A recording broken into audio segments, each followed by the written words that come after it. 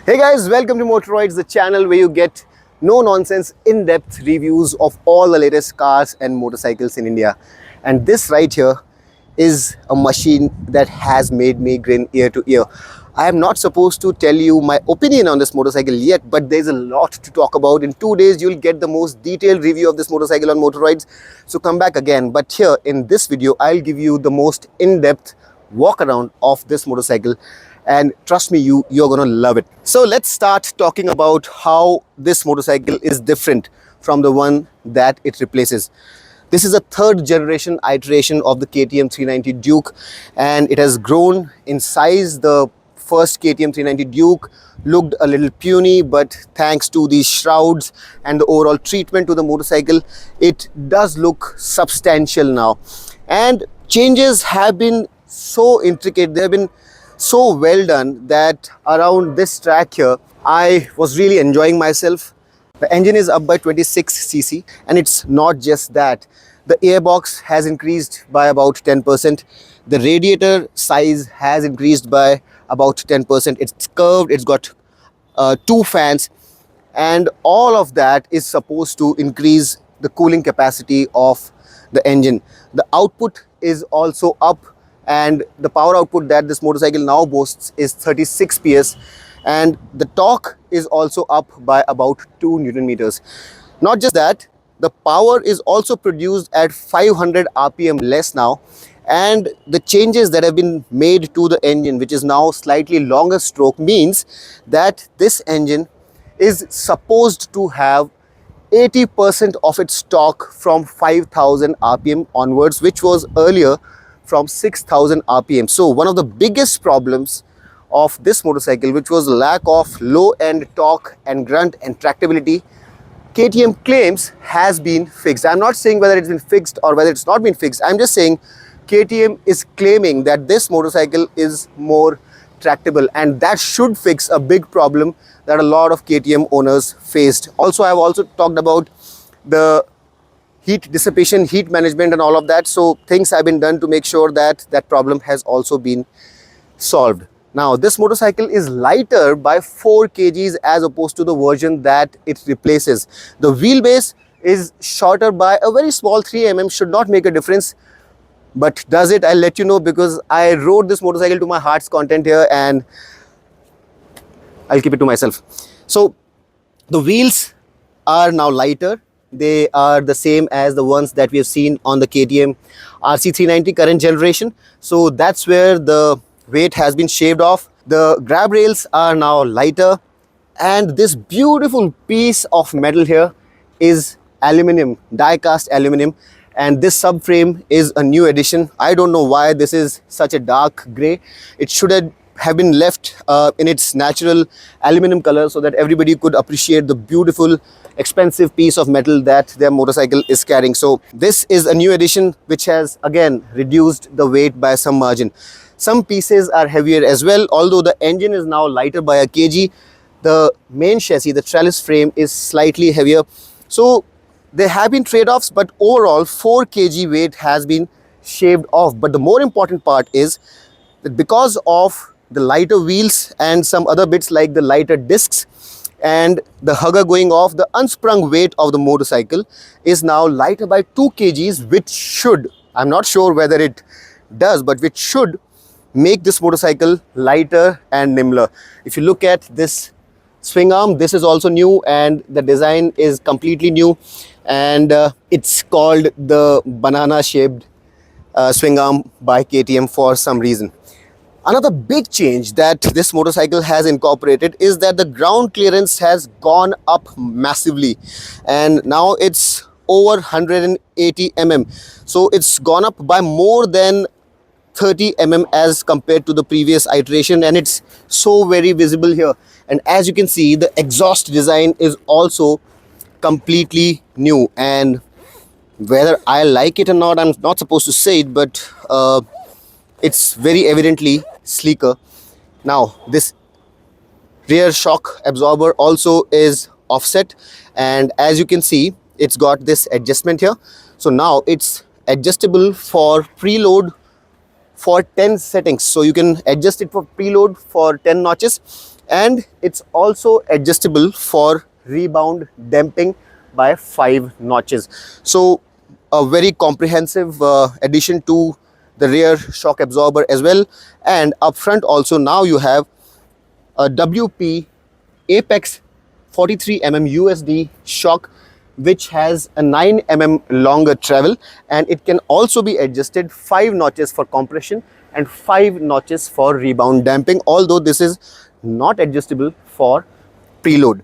So that's that. Another big change that has come in is that, as you can see, the discs are now lighter, and the brakes are very capable. It gets a dual channel ABS at the rear, while the front is 320 as before. At the rear you have now 240 disc, which is 10 bigger in terms of its dia.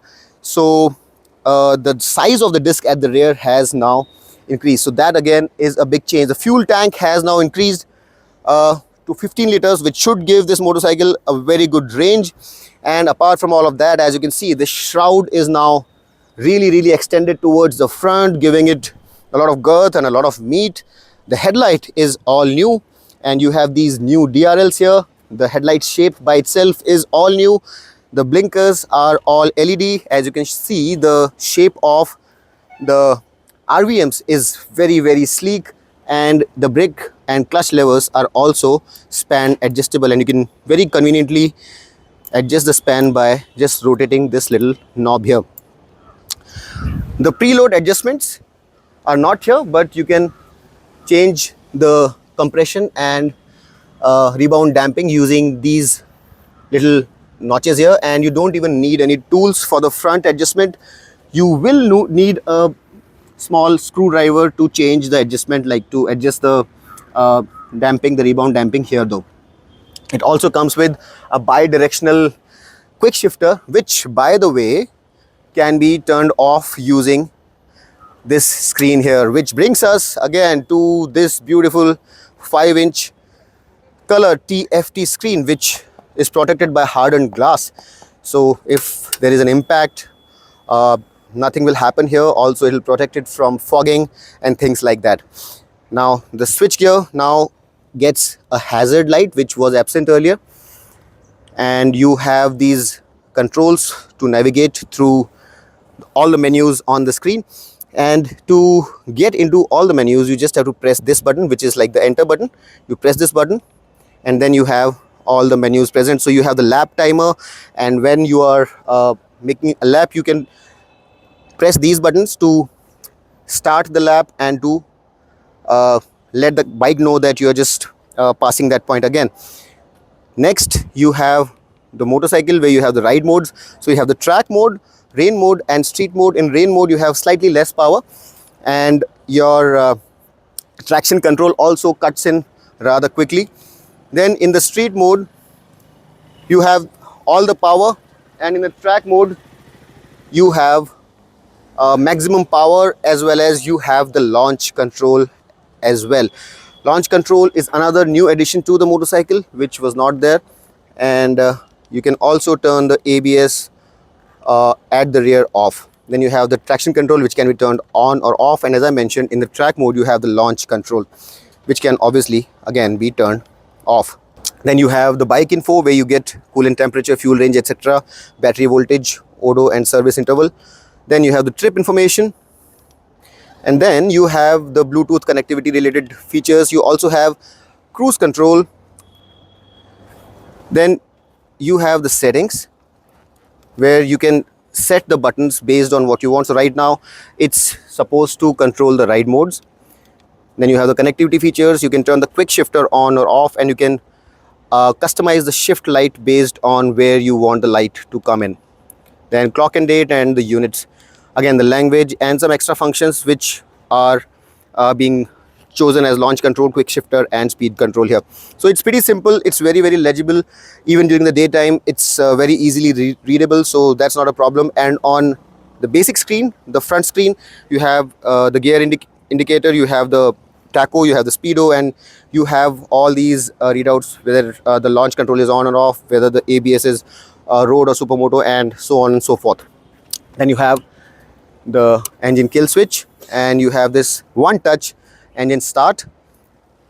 I have also already talked about the hazard, and then the horn sounds like so. You have the turn indicators and you have the pass switch right here. So that's the layout of the switch gear, and whether the quality is very good or not, I cannot say right now, but you can have a look. Now, another big change is that the motorcycle is supposed to be lower on this version, and it was supposed to be 823 mm on the previous version.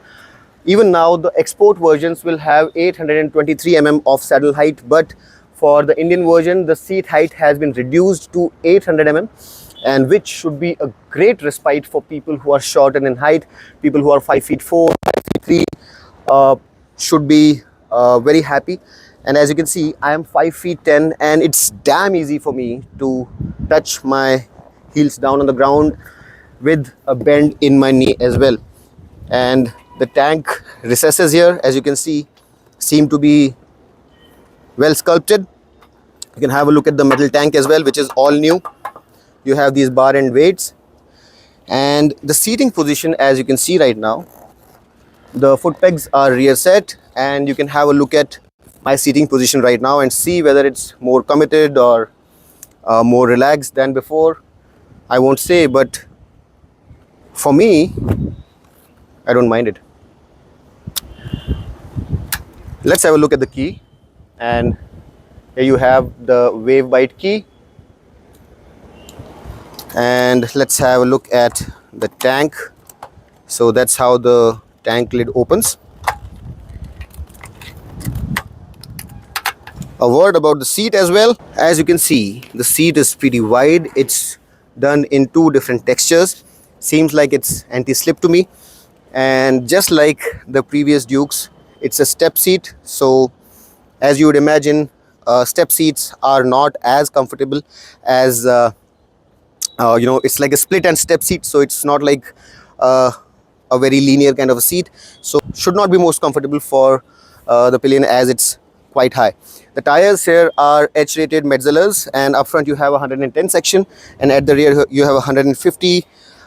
No one ever had many problems with Metzlers, and if a motorcycle can perform well on a track, it should very well on the road as well. So in that sense, since I rode it on the track, I'm not going to say whether they're very good or bad, but Metzlers have generally in the past been very good. Now, apart from all of these changes that I've mentioned, the price of this motorcycle has increased by about 13,000 rupees, which for the number of changes that I've mentioned is not much, because this motorcycle also gets cornering ABS, it gets traction control, an electronic net, which is very, very useful for safety, especially when you're riding in low traction conditions, like in wet conditions during rain, or when you have maybe some sand on the track or on the road. So all of that is really, really useful.